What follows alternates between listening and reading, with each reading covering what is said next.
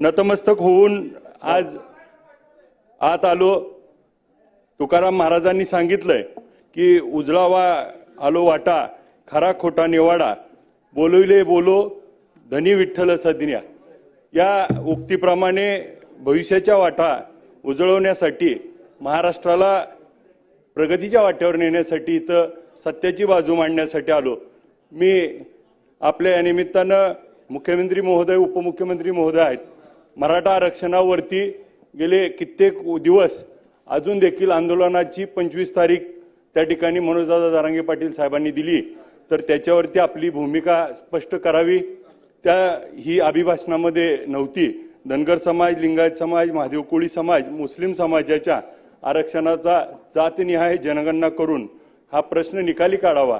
ज्या पद्धतीनं आज आपण 1 ट्रिलियन आपली इकॉनॉमी करायच्या दृष्टीने विचार करतोय, परंतु श्रीमंत श्रीमंत होतोय आणि गरीब गरीब होतोय। परंतु हा शहरीकरणासाठी सगळा मोठा वाटा उचलला जातोय, परंतु ग्रामीण भागामध्ये आमच्या इथं मेंढापूर असेल, मोडलीम असेल, MIDC ला प्रोत्साहन दिलं तर भविष्यातलं खूप मोठा वाटा होऊ शकतो।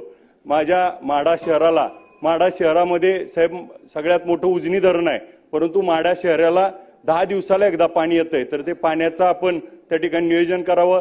दोन्ही उपमुख्यमंत्री आणि मुख्यमंत्री साहेब आहेत।